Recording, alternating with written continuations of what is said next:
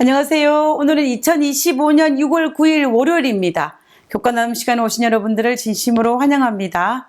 이번 주는 2025년도 제2기 암시와 형상, 상징의 제11과 룻과 에스더에 대해서 살펴보고 있습니다. 오늘은 그 두 번째 시간입니다. 기도드리고 월요일 교과 내용을 살펴보도록 하겠습니다. 기도하겠습니다. 하늘에 계신 하나님 감사합니다. 저희들에게 오늘 하루도 주시고 하나님의 자녀로 살 수 있는 특권 허락하심을 인하여 감사합니다. 오늘 하루도 하나님으로 인하여 기뻐하고 또 하나님으로 인하여 모든 것을 감사하며 살아가는 저희들 되게 도와주시옵소서. 오늘 이 시간에도 하나님께서 우리와 함께 하심으로 말미암아 하나님의 크신 사랑과 은혜를 경험하는 한 시간 되게 하여 주옵기를 예수님의 이름으로 기도드립니다. 아멘. 월요일 소재의 제목은 룻과 보아스입니다. 우리는 룻기 1장을 통하여서 나오미는 흉년이라는 고난에 직면했을 때에 현실 너머에 계시는 하나님의 섭리를 바라보지 못한 채 현실의 어려움만 바라보고 그 현실을 도피하기 위해서 남편과 함께 두 아들을 데리고 고향을 떠나서 이방인의 땅 모압으로 이주하였습니다. 현실 너머에 계시는 하나님의 섭리를 볼 수 없었던 나오미는 모압에 가서 아마도 행복하게 잘 살 수 있을 것이라고 생각했었겠지만 그러나 현실은 그렇지 못했습니다. 이방인의 땅에서 남편도 그리고 두 아들도 잃고 빈털터리가 되고 말았습니다. 우리가 성경 본문을 자세히 읽어보면은 나오미와 그의 가족은 하루 끼니를 때우는 그 어려움 때문에 이방인의 땅으로 간 것 같지는 않습니다. 룻기 1장 21절에 보면은 나오미는 고향으로 떠날 때에 분명히 풍족하게 나갔다라고 기록되어 있습니다. 그런데 10년이 지난 후에 고향으로 돌아왔을 때는 정말 빈손이었습니다. 그래서 나오미는 자신의 삶에 닥친 이 비통함 때문에 자신의 이름을 기쁨이라는 이름의 뜻을 가진 나오미에서 괴로움이라는 이름의 뜻을 가진 마라로 불러달라고 요청을 합니다. 룻기 1장 20절입니다. 나오미가 그들에게 이르되 나를 나오미라 부르지 말고 나를 마라라 부르라. 이는 전능하신 자가 나를 심히 괴롭게 하셨음이니라 라고 고백합니다. 나오미의 현실이 고통이었음을 절실하게 드러내 줄 수 있는 이 나오미의 고백입니다. 나오미의 며느리였던 모압 여인 룻에 대해서 생각해 보고자 합니다. 정말로 기구한 인생의 여인이 바로 이 룻입니다. 아마도 모압 땅에서 한 사람을 사랑하게 되었을 것입니다. 근데 그가 하필이면 모압 사람이 아니라 외국인이라고 하는 사실을 그는 뒤늦게 알았을지도 모르겠습니다. 근데 얼마 지나지 않아서 그 집안에 가산이 기울고 남편도 잃어버리고 결국에는 고향을 떠나 한 번도 가보지 않은 머나먼 타국에 가야 될 신세가 되었습니다. 그뿐만 아니라 빈털터리 시어머니 나오미를 평생 동안 모시고 살아야만 하는 여인이었습니다. 그러나 이 모든 것은 룻이 선택한 것이었습니다. 어머니 하나님이 나의 하나님이 되리라는 이 신앙의 결단을 한 룻의 선택이 가져온 결과였습니다. 아마도 그 여인의 인생이 여기에서 막을 내렸다고 한다면 정말 이 룻의 인생은 정말로 기구한 인생으로 끝나고 말 것입니다. 그런데 나오미와 룻의 인생뿐만 아니라 우리네 인생도 그들의 삶과 비슷한 구석이 정말 많습니다. 아담과 하와가 범죄함으로 말미암아 영적 빈곤에 빠짐으로 우리가 사는 세상은 망가졌고 그리고 현실적으로는 우리의 미래는 어둡고 어둡기만 합니다. 현실을 보면 말입니다. 이런 절망 가운데 있는 나오미가 할 수 있는 일은 이제 아무것도 없습니다. 누군가가 나오미를 도와주지 않는다면 절대로 불가능한 제일 밑바닥까지 떨어진 상태가 바로 그 순간입니다. 구약에서는 이런 상황에서 구제받을 수 있는 유일한 방법이 한 제도를 만들어 두셨습니다. 그것이 바로 레위기 25장에 기록된 고엘 제도입니다. 고엘 제도는 고대 히브리 사회에서 친족이나 혈연, 공동체의 상호 보호와 구속을 위한 중요한 제도로서 가족의 존속과 그리고 재산, 생명을 보호하는 제도입니다. 고일 제도에 대해 한번 정리를 해보면요. 이 고일 제도는 크게 세 가지 유형으로 나눌 수가 있습니다. 첫 번째는 기업 무르는 법입니다.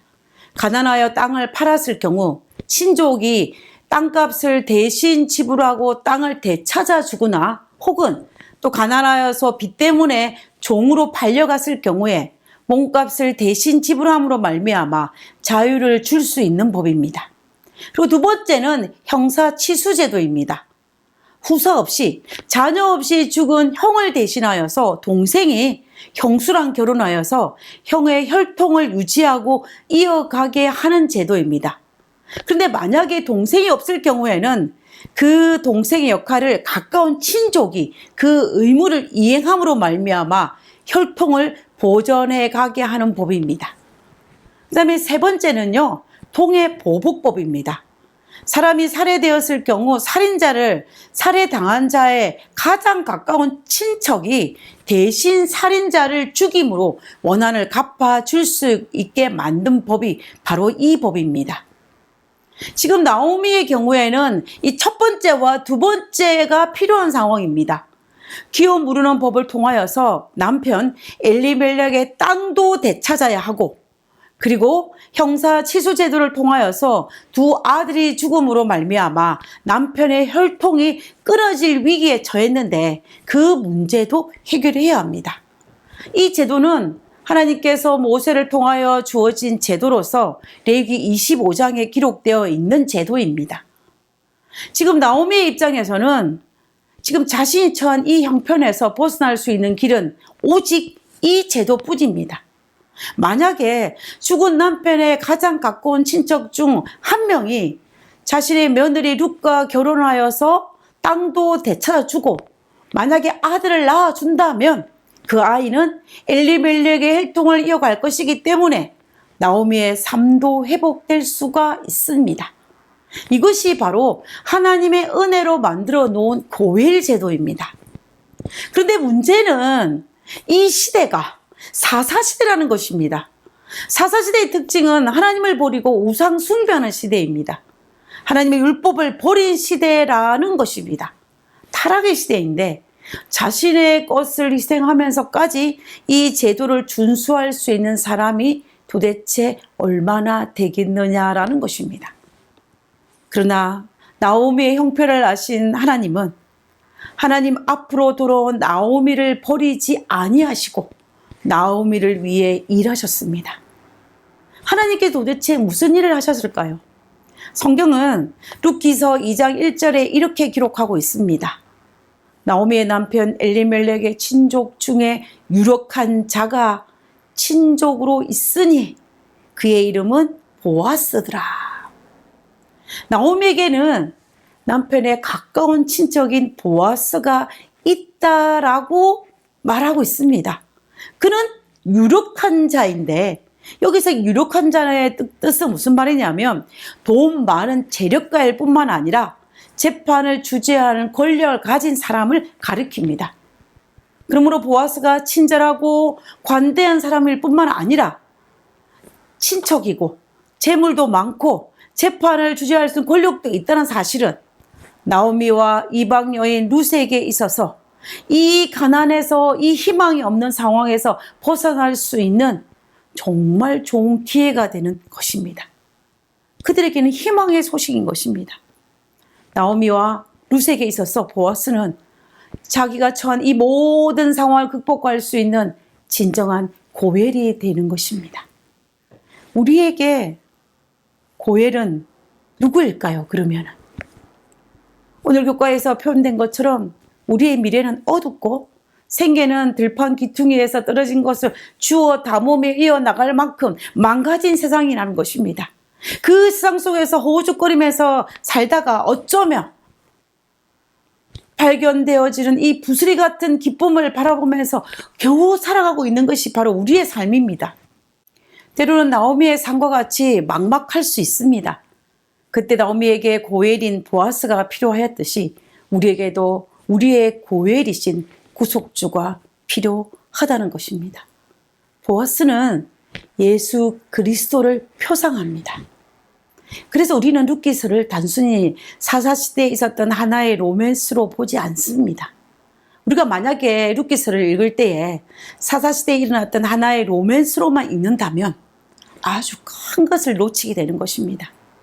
하나님의 율법을 버리고 타락과 반역과 불순종이 난무한 이 사사시대에 하나님의 은혜와 신실한 백성의 이야기 속에서 우리의 고엘이신 구속주 되시는 예수님을 바라보아야만 합니다. 예수님은 온 우주 만물을 창조하신 창조주일 뿐만 아니라 그리고 우리를 형제라 부르기를 부끄러워하지 아니하시고 우리를 가족이라 칭하신 분이 바로 우리의 예수님입니다. 그리고 하나님은 자신을 우리의 남편이라고 말씀하셨습니다. 구약 성경에 보면 우리 하나님은 우리의 남편이라고 분명히 말씀하셨습니다. 우리가 그 성경절을 한번 살펴보도록 하겠습니다. 이사야 54장 5절에 이는 너를 지으신 자는 내 남편이시라. 그 이름은 만군의 여호와시며 내 거룩한 자는 이스라엘의 거룩한 자시라. 예레미야 3장 14절에 나 여호와가 말하노라 배역한 자식들아 돌아오라. 나는 너희 남편이민이라. 보아스가 빈털터리 나오미와 룻을 위해 자신의 재산에 큰 손해가 있을지라도 룻을 기꺼이 자신의 아내로 맞이한 것처럼 우리 하나님은, 우리 예수님은 우리의 영적 빈곤에도 불구하고 우리를 당신의 신부로 삼기 원하시고 우리를 형제와 우리를 자매로 부르셨다라는 것입니다. 이 말은 우리가 하나님의 신부가 될 자격이 안 되지만 우리를 신부 삼아 우리의 남편이 되어주시겠다고 약속하신 하나님의 말씀입니다. 우리가 하나님의 은혜를 생각할 때 가장 큰 감동은 십자가의 희생이 얼마나 큰지를 알면서도 기꺼이 자신이 선택하여서 이 땅에 우리를 위해 내려오셨다라는 것입니다. 사탄은 자기가 할 수 있는 모든 것들을 다 동원하여서 하나님과 우리의 관계를 파괴하고자 애를 썼습니다. 그러나 하나님은 이 엄청난 대가와 사탄의 방해에도 불구하고 우리의 남편이 되어주기로 작정하셨고 또 그것을 실천하셨습니다. 이런 분이 우리의 남편이시고 우리가 그분의 신부가 된다는 것은 정말로 행복한 일입니다. 우리가 이런 분의 신부가 되지 않는다면 정말 어리석은 사람이 되지 않겠습니까? 우리는 반드시 예수님의 신부가 되어야 합니다. 오늘 하루 예수님의 신부가 되었음을 기뻐했으면 좋겠습니다. 그리고 신부가 누리는 그 잔치에 참석했으면 좋겠습니다. 그날을 소망하면서 살아갔으면 좋겠습니다.